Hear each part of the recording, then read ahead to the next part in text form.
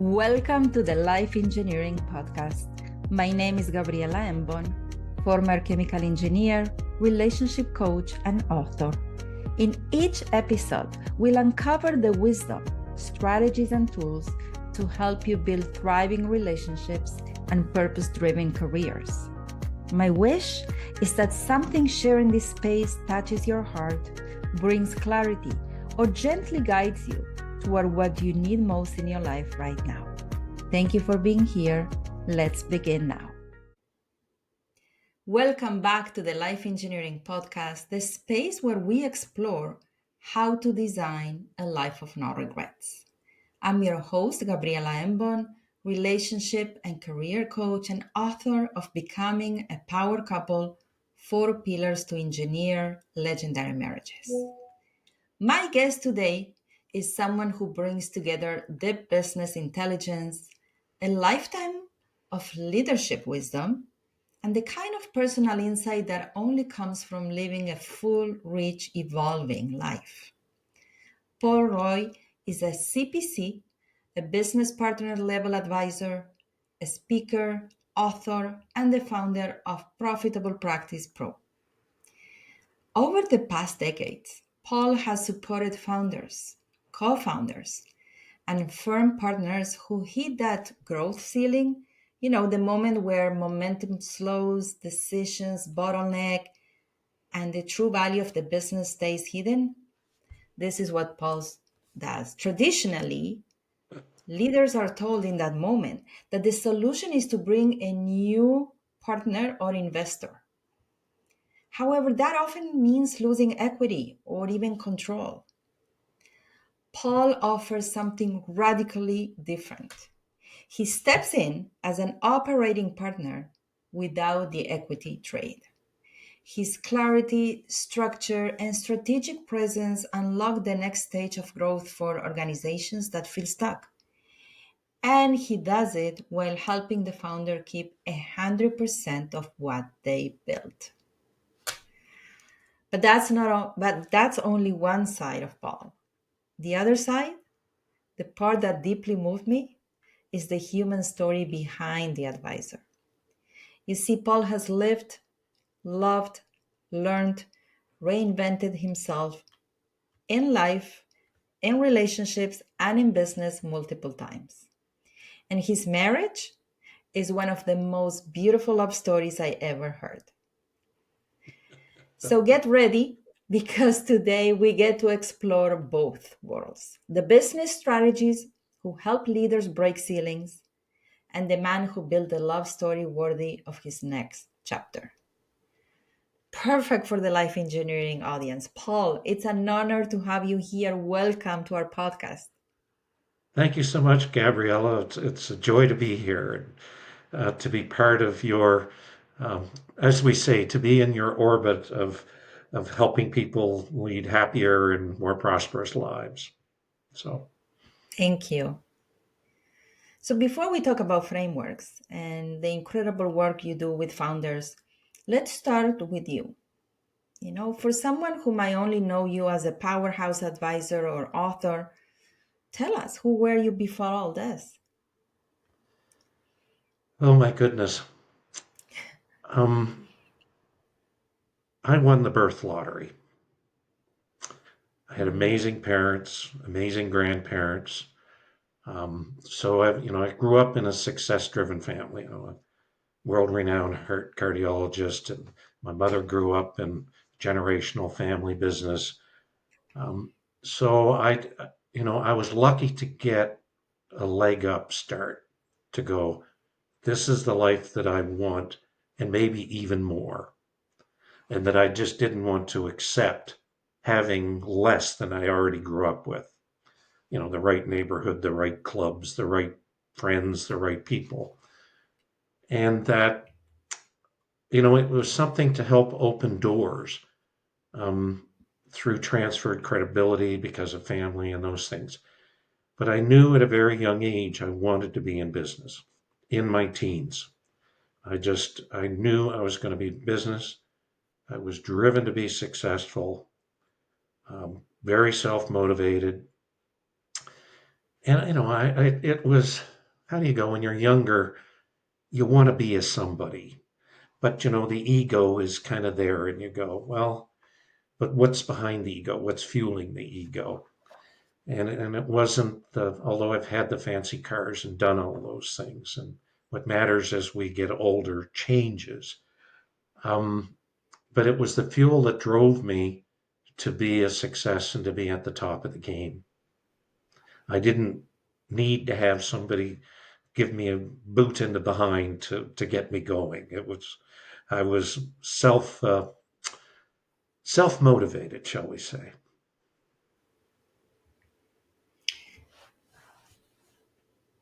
So, okay, because I know before we started the podcast, we were talking a little bit about your first relationship.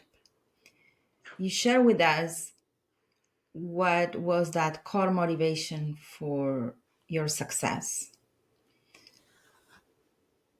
At the same time, you were married with your first wife, right?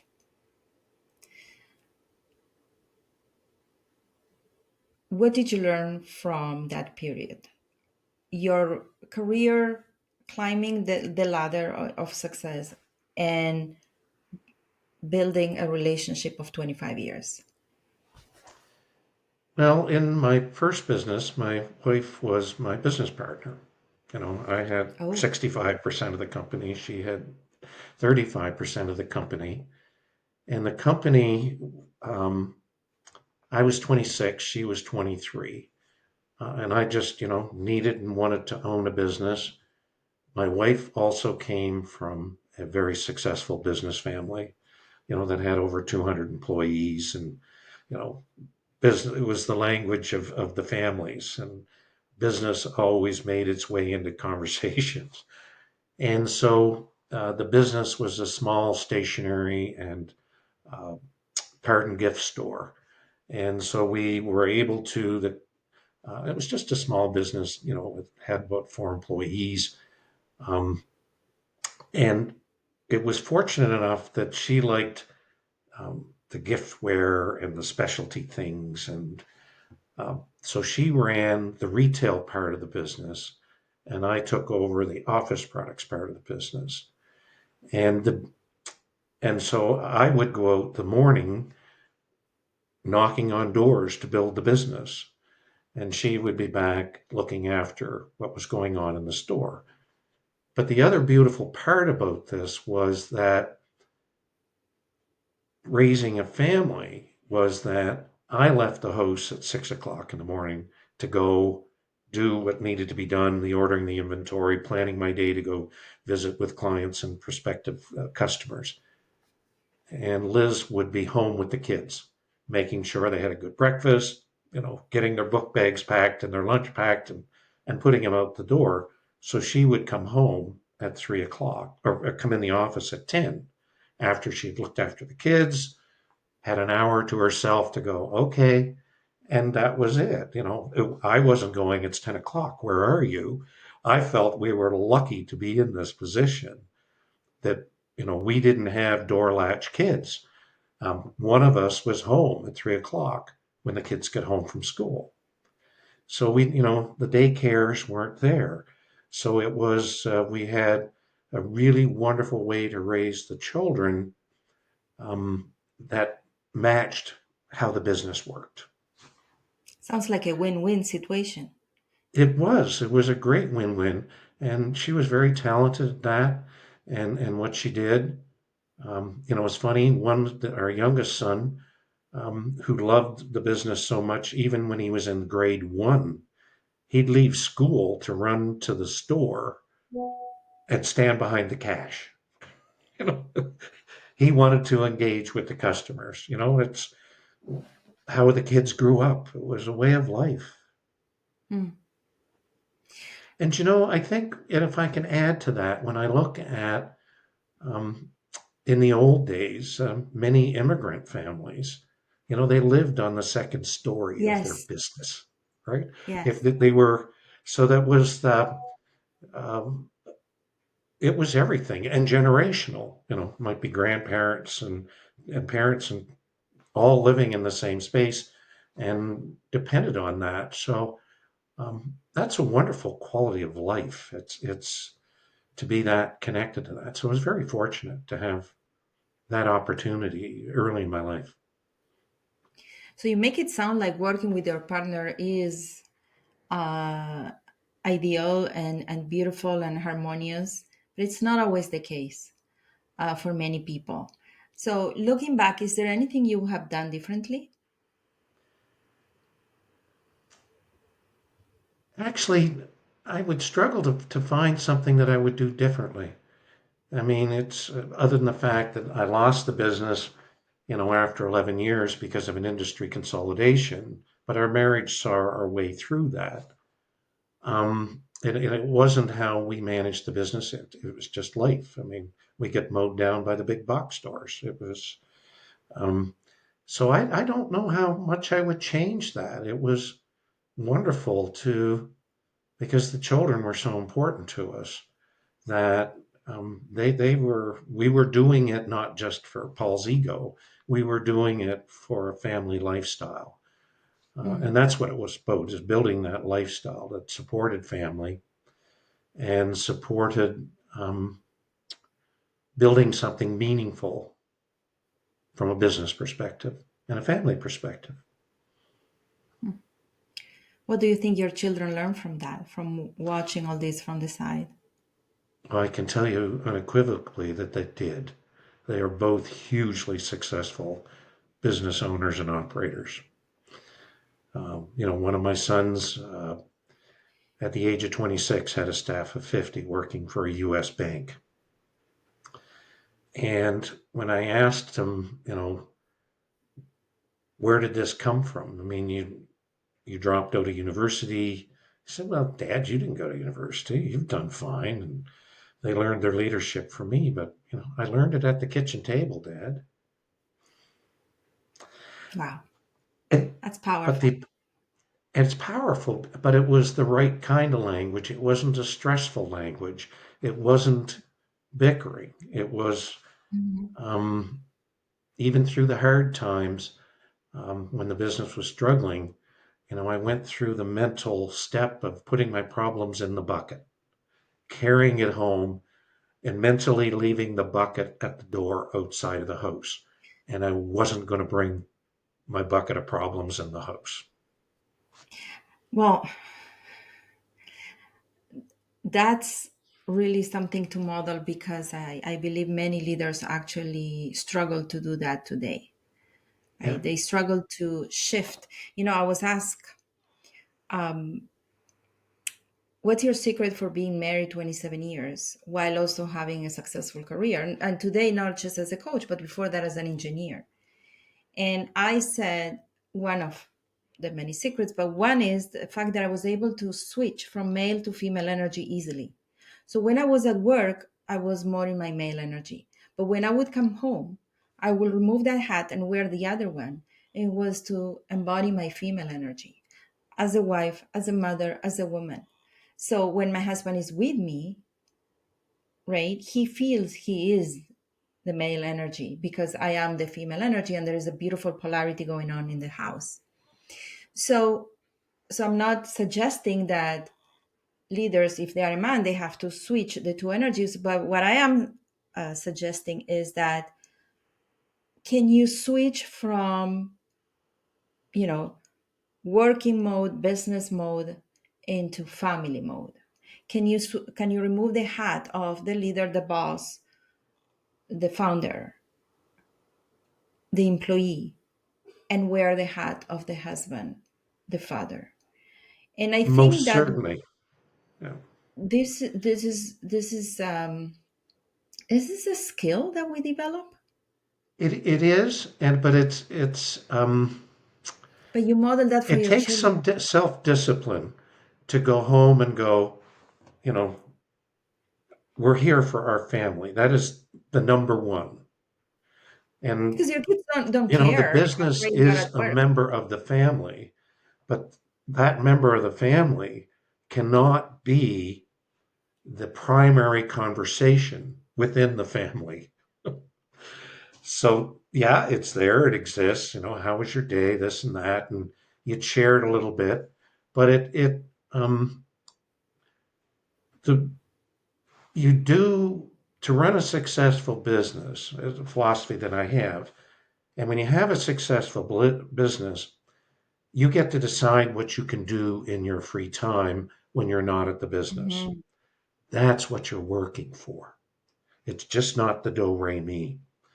Because if it's about the do re mi, it will all crumble.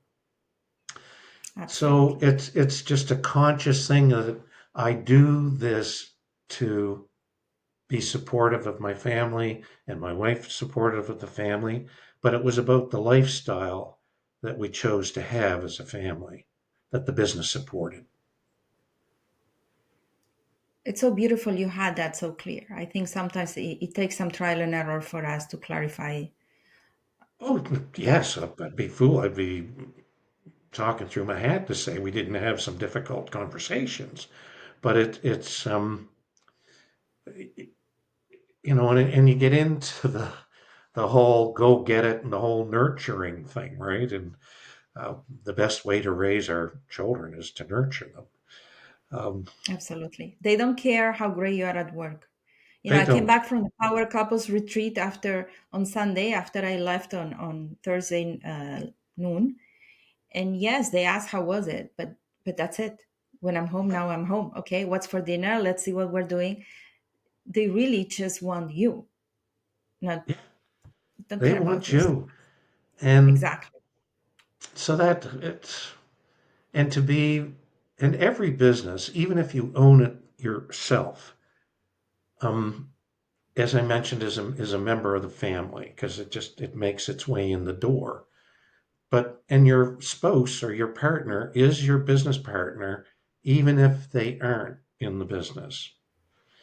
And because they need to be supportive, you need to have a sounding board. What would you do differently, or how would you approach that?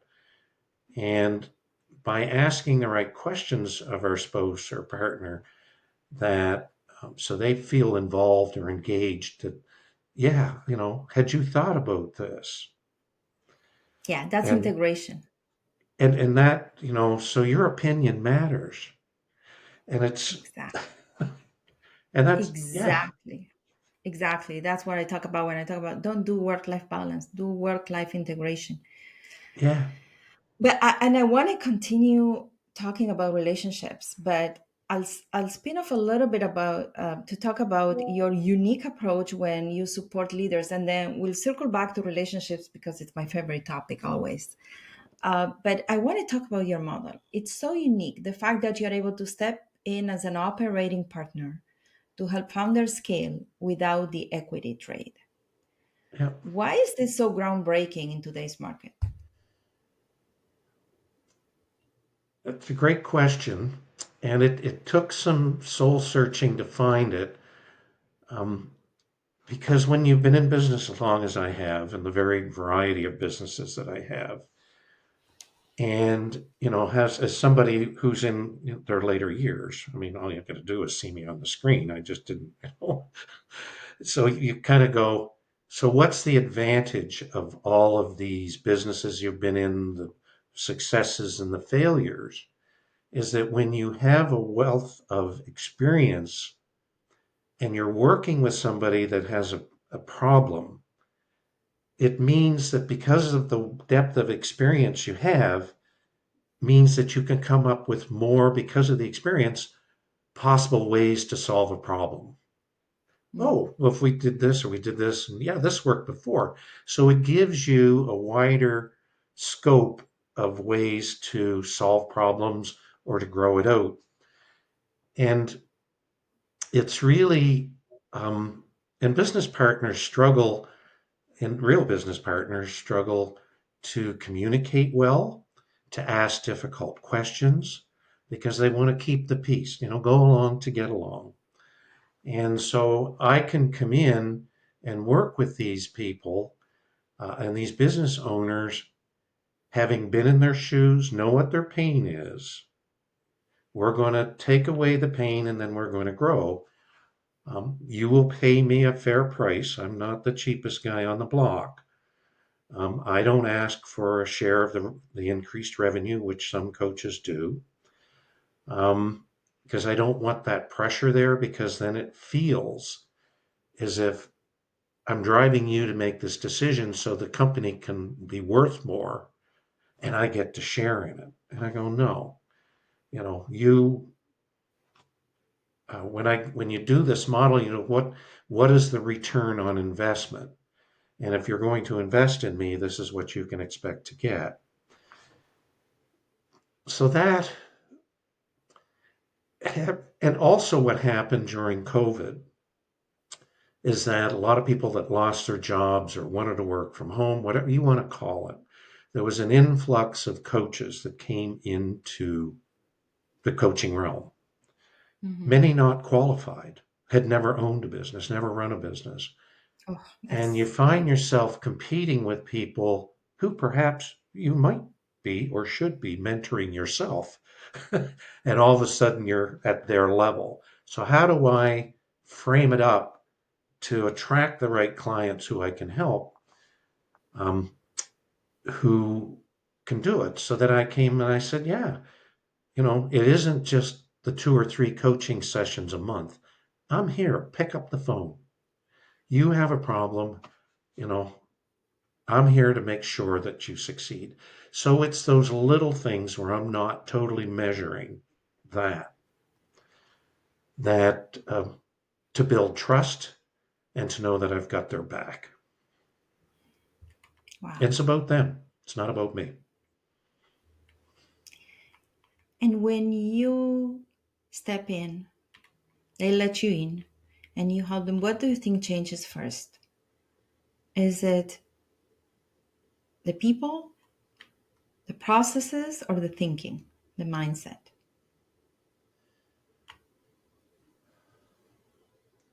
The best results come when you're emotionally engaged in the result. How are you going to feel when you are here? And if, because I like to spend a little time in the metaphysical. I'll put it out there. And that, the vision is this. I don't have it now, but this is my vision. And this is what I'd like to build for the company that will then support my family and my friends. That if you start from the end result and come back, this is what it feels like. What are the steps I need to get there? And as Covey, in his 7 habits of highly successful people, his second habit is begin with the end in mind. So you start with the end. What is it that my vision? How do I feel? And once you have that emotional feeling, that's the desire. And if you've got to have the desire, if you don't have the desire, all of the dashboards, all of the widgets in the world will not get you there if you aren't anchored to that burning desire to achieve your vision. So, step one is, what is it, your vision? Oh, what do you mean, Paul? Well, how are why are you doing this? You've obviously wanted to build something, make a good income. Who do you help and why and how? So that's, to me, is step one. And then you have the foundation to put in the how. Don't start with the how. Start with the why. Clarity, clarity, clarity. I find that when we are searching for the why, it's not enough to ask once. We Oh, probably need to ask 5 or 6 times, but why do I want that? But why do oh I want that? gosh. And from the previous answer again, but why do I want that? Want to get to Yeah. the deepest level of clarity, that distilled diamond of clarity. Dan Gratz, I struggle with his last name, and the millionaire's mindset. And when you decide what you want, it's actually you drive it down 7 layers. Oh, why? And why did you do this? Oh, and Exactly. why is it that you chose that? And you get right down to the core.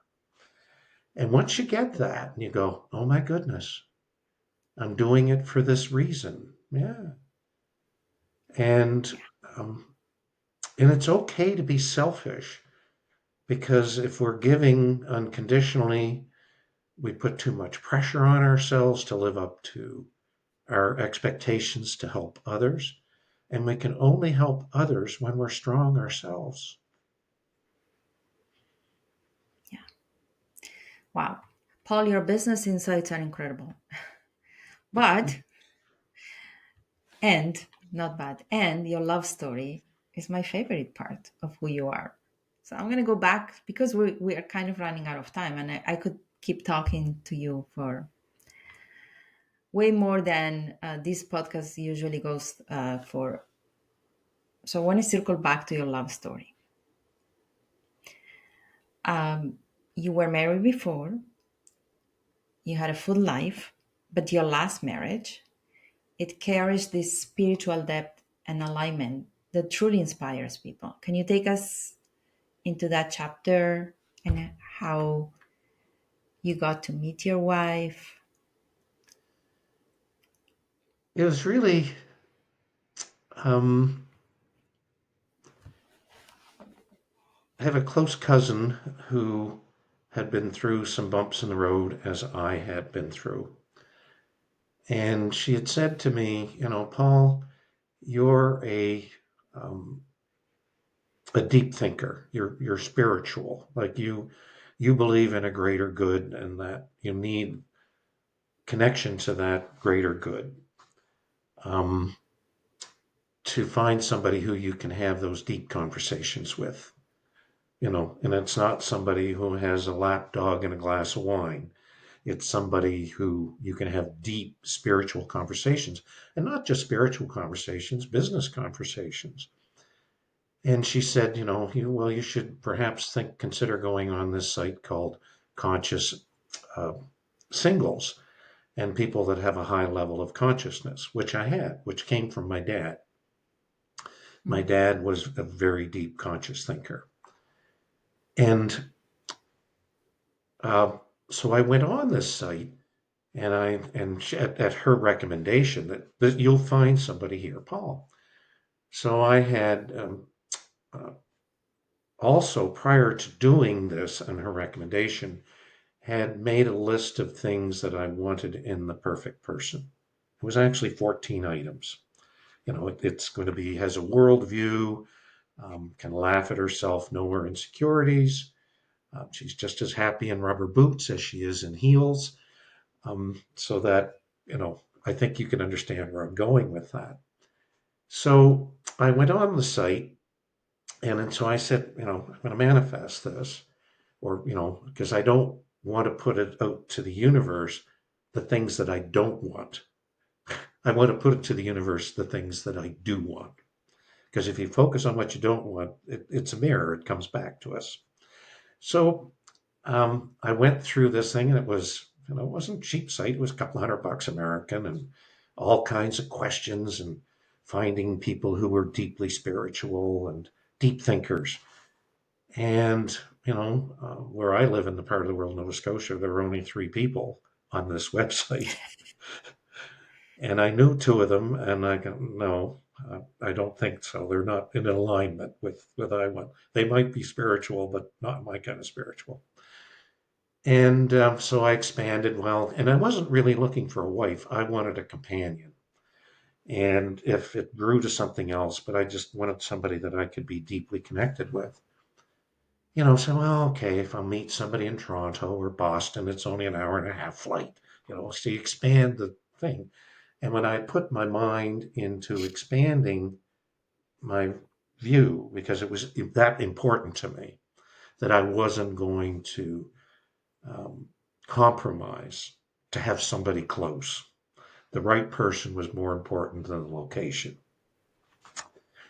And then, so I was on this site about 7 days, and then this lovely lady from Cape Town, South Africa, came in and had a look at my profile.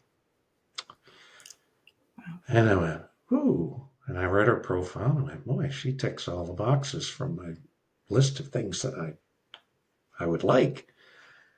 And I said, but she lives on the other side of the world. No, don't. Like it's a long piece away. Boston, Montreal is one thing, Cape Town, South Africa is something else. And the next day I get up and I said, oh, heck, say hello. Just say hello.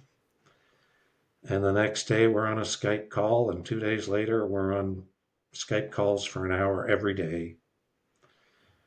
Yeah, and it just blossomed from there. So we got to know each other at a very deep level. When you're getting to know each other and you're asking questions, and the thing is, oh, you wrote a book. Yes, I wrote a book, about my journey.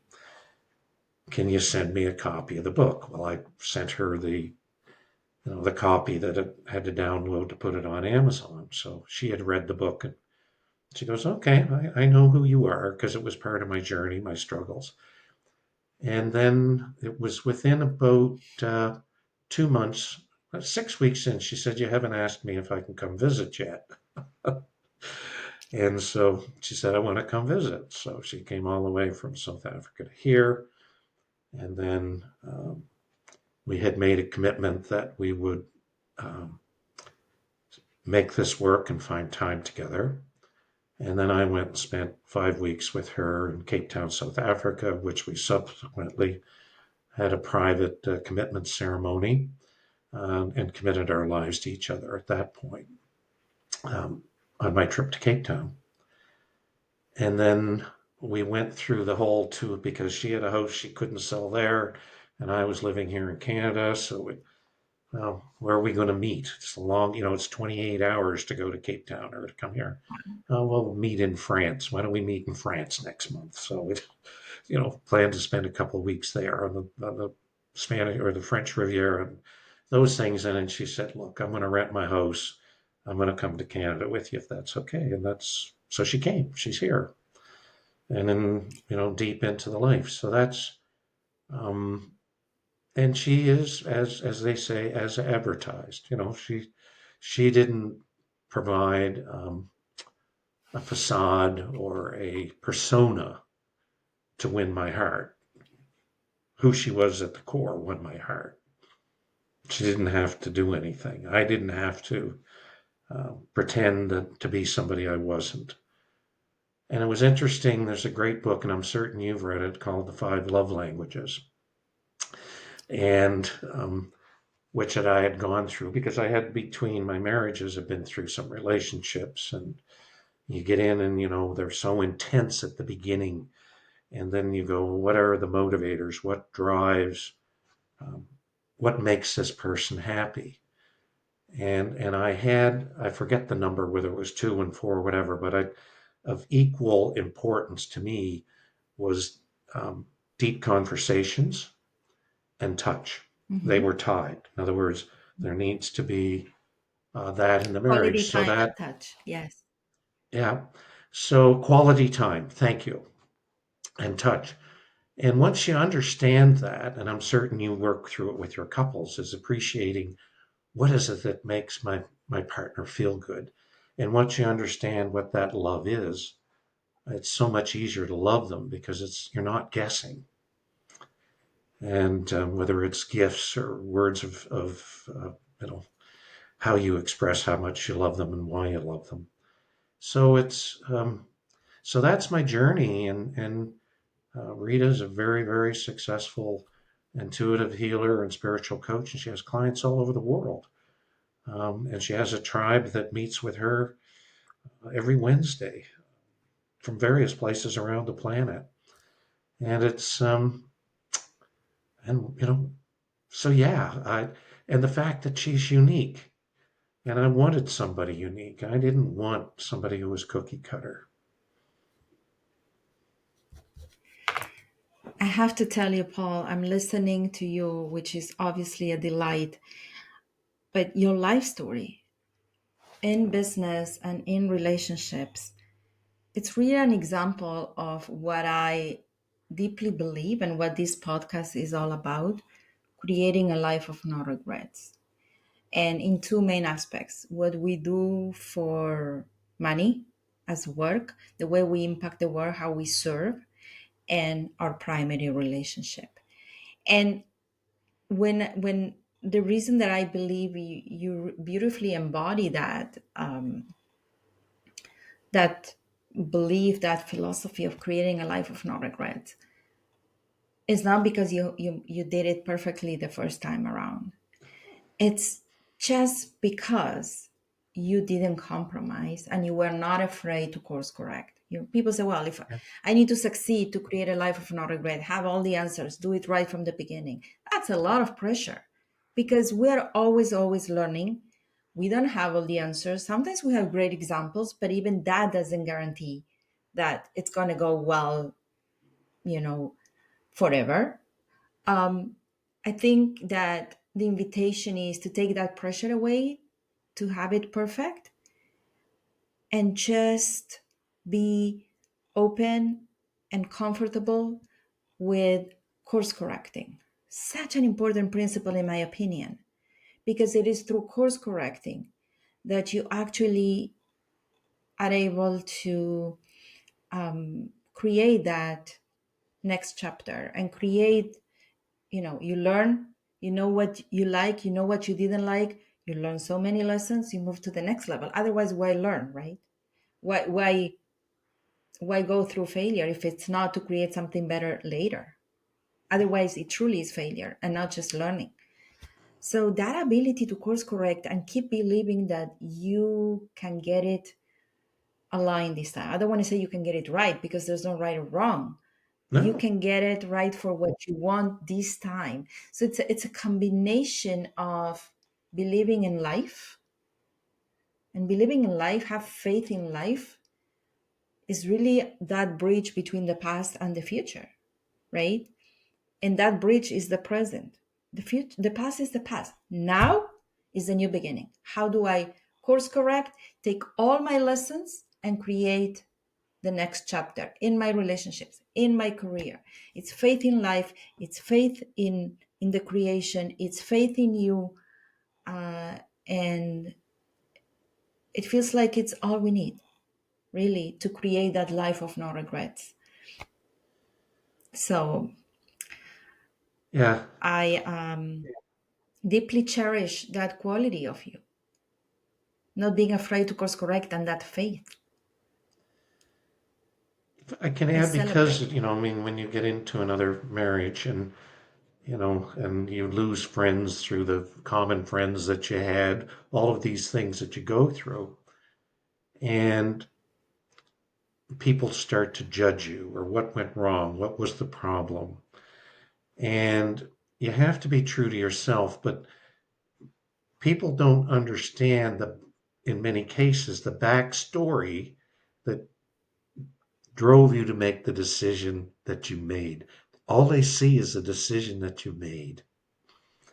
And so, you've got to have to be true to yourself and go, I'm going to lose some friends, or, I may have upset somebody here or there, but enter compromise into the room. And I go, well, sorry, no, compromise is somebody else's. And drama Exactly. belongs on the stage, not in my life. And it's, uh, Oh my goodness, yes. Well, for me, drama doesn't make sense. yeah, If there's something that is not working, let's course correct, right?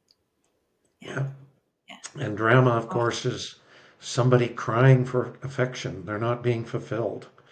And probably it's because perhaps you don't know your core, what's going on with your own self if you're crying for approval and needing drama to get it. Yeah.